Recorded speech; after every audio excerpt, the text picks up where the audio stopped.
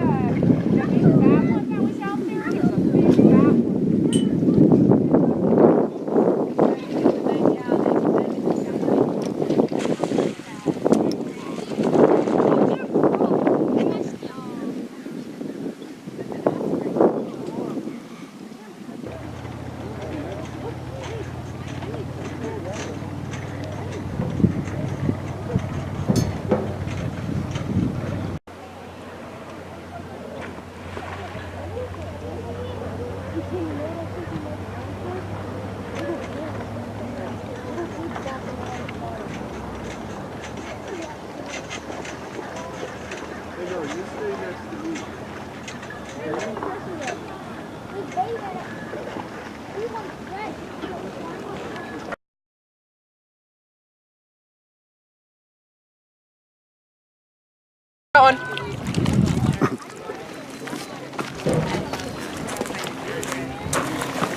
Oh wow, what's a nice size one, big one.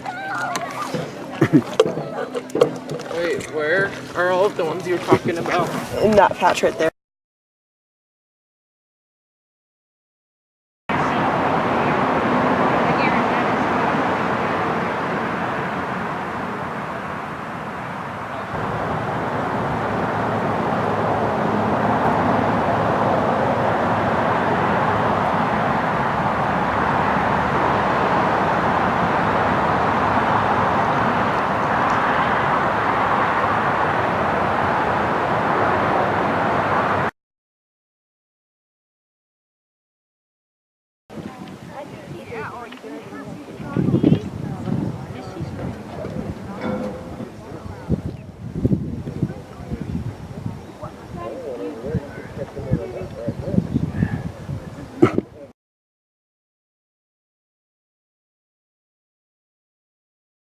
Screech owl, looking, also known as a ghost-faced owl, as you probably could guess.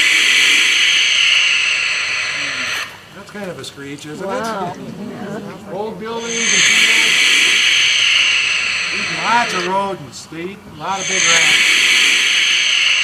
And that facial ruff, there's that facial ruff right in here that allows them to focus the sound. Okay? And that's a barn owl. Okay? There is another one, a barred owl. They don't occur here, but this is the barn, mostly in the lower elevations. Here's the black-eyed owl we talked about. It's not the best recording, but the cadence is what's important there. The hoot, hoo, hoo, hoo is what this guy is known for. Dense forest, deep canyons, steep canyons. That's the one that doesn't breed every year. It's pretty sensitive. And it's on the endangered species list that's classified. That's the spotted owl, Mexican spotted owl. And they got the black eyes. It's one of the few owls out there with a real black eye like that. Okay, here's an impersonator. That looks, doesn't that look like a great horned owl? He steals his impersonator. He steals other nests. He just hoots. Sounds kind of like a flammulated owl we'll hear. That's actually, and there's a good name again, a long-eared owl. He really does have long ears. Are those ears? Those really ears? No, his ears are actually right over here, right about in there. The ears are about eye level or somewhere around in there. Just tufts of feathers to use for communication. The same with the great horned owl. They can talk with their ears. Yeah, so they got to really keep track. Luckily, we don't have to watch each other's ears. That'd be interesting. Enough body language, but that's how they communicate in one way. Here's one of the smallest ones. One of the smallest. So they're eating insects. Hoot, hoot, hoot. They're so small they have to, can't find enough food in the winter. They have to go south. Since they live at such high elevations. And that's what that flammulated owl, or flammy, cute little birds. This isn't the best picture here, but they occur in Arizona here, right around these areas. Here is the smallest, and it's got the appropriate name. Again, only insects on these guys. You might hear that. They have to migrate too. They're a little bit lower than the flammulated. And an elf owl was a good name for the smallest owl in Arizona, right? There's the elf owl. And, there's two ground nesters of owls. And actually, I shouldn't even have this one either. No, we got to skip right through it. This one is active during the day. How did I left that one in there by mistake. It's one of the few owls active in the daytime. The short-eared owl, but so is the next one.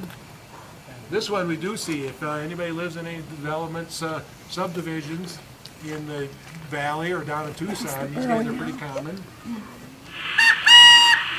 Almost sound like a quail. They hunt in the daytime too, but sometimes at night they're adaptable. Grasslands, eating small stuff, and that's the burrowing owl. Nesting on the ground, they actually live in burrows. Okay, here's another night one, the aggressive one. There's those little penny whistle things. These in the daylight too, but a lot more at night. Oak and pine woods, and that's the northern pygmy owl. Another really small bird, but